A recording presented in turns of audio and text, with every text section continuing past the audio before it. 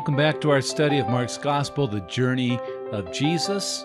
We're looking at Mark chapter 4, verses 35 through 41 today. We're finally finishing chapter 4. Yes, it took us 16 sessions to get through 4 chapters of Mark's Gospel. I'm glad you've joined us. Hopefully you've done your pre-class work, gone to the description down below this video. And in that description, there is a link to the student guide for this lesson. Hope you've done that and done the pre-class work. So we're making a major shift today in Mark's Gospel. You know, they didn't write with chapter headings or anything like that, but they would use techniques to move a story forward. And so far from chapter 1 through 34, we saw Jesus in Galilee, and in Galilee he was moving about and traveling there, this journey of Jesus. The journey changes now in chapter 4, verse 35 through 8, verse 21. We're going to watch Jesus and his disciples travel across the Sea of Galilee. The journey of Jesus is now across the Sea of Galilee. And an interesting shift happens as we do this, make this trip. So there's two things, two major themes that are going to happen for us as we watch Jesus travel back and forth across the Sea of Galilee. Now, he's going to travel across the Sea of Galilee 6 times.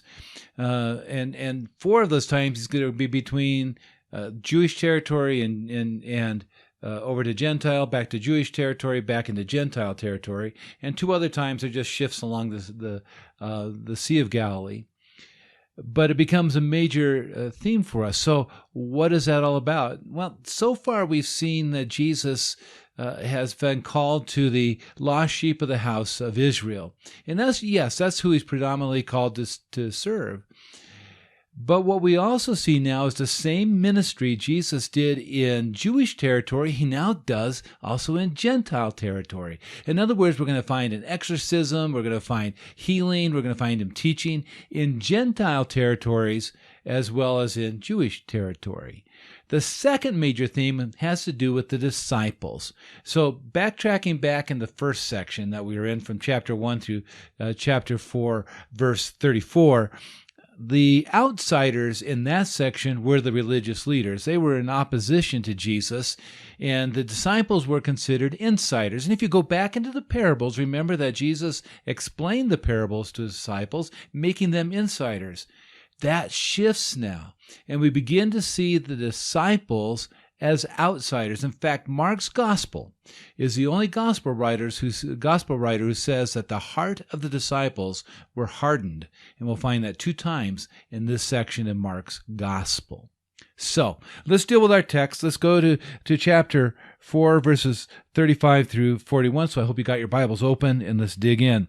First thing we notice in verse 35 is that Jesus invites the disciples to join him on a journey across the sea into Gentile territory. Now, it doesn't say that, but we understand to the other side is because the other side of the Sea of Galilee is Gentile territory. So Mark adds 2 elements to this trip that the other gospel writers don't add.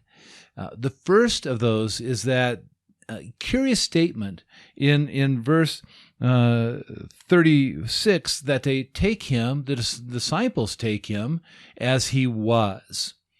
And I think you got the feeling of what that's about because of what happens next while he's in the boat. They take him as he was means that they took him as tired as he was, worn out. We see the humanity of Jesus here.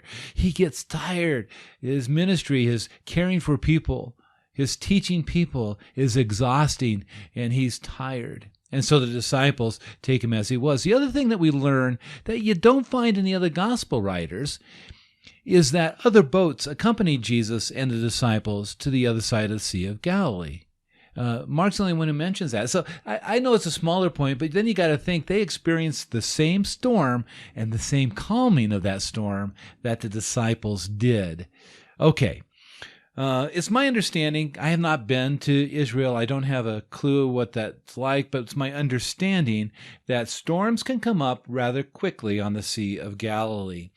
And the storm that Mark describes here for us is is a terrible, it's a megastorm. It's a word that could also refer to almost hurricane force winds, but it's also a chaotic storm. The wind comes from all sorts, all sides, starboard and port, and begins to sink the boat. You know, water's pouring in, and they begin to panic. And where's Jesus? Sound asleep on the pillow in the stern of the boat. There was usually a pillow kept back there, and it's just a pillow for the head. The word that Mark uses signifies only a smaller pillow. It's not a cushion that you can fit your whole body on and find cozy in. But he's so exhausted, he rests his head on his pillow, and that's where he's at. Now, as we've already seen, Mark likes to tell the story quite vividly, and so he uses this thing that I've referred to before in the Greek called the historic present. He likes to speak in the present tense to give it vividness, to put us on the edge of our seat. And so he says that they raise him and they say to him. It's not they raised him and they said to him, but they raise him and they say to him. And what do they say? Well, they rebuke Jesus. There's no better way of saying this. And Mark, again, in his uniqueness of the story, he's the only one who tells us that the disciples said, "Are you not caring? Don't you care about us?" And that's a rebuke. It's important to understand that because the table's going to be turned on the disciples, and Jesus in a few moments is going to rebuke them. Are you not caring?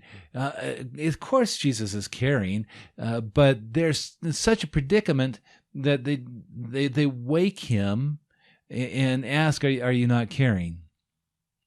Or you don't care that we're going to die, we're drowning. So something important to note in Mark's gospel is the choice of words he has about Jesus coming awake. He becomes fully awake. There's no sleep to rub out of his eyes.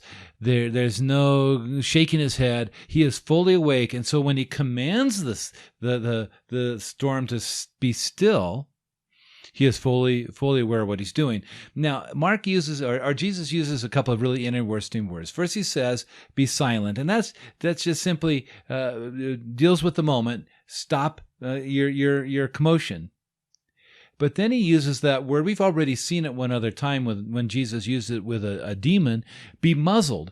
Now, that's not the main part I want to bring up here, but Jesus says, be muzzled and stay muzzled. In other words, he's not going to permit the storm to re-energize. It's going to stay this amazing calm after this humongous storm takes over. Remember, the disciples had rebuked Jesus. Now it's Jesus' turn to rebuke the disciples, and his rebuke is greater than the disciples' rebuke of him. Of course, again, Jesus did care. It wasn't he didn't care. But he rebukes them in much stronger languages. And we don't translate it this way, but what Jesus is saying to his disciples in a question is really a statement. Why are you so afraid? Really, why are you cowardly? That's the word that's used there. Why are you such cowards? Okay? It could be actually stated as statements. You are such cowards. How cowardly you are. And then he says, have you no faith? Now, here's the important part of understanding about this. When he says, have you no faith, he's making them outsiders. He's putting them in the same category as the religious leaders. Have you no faith? Are you like the religious leaders? Do you still not understand? Do you not get who I am?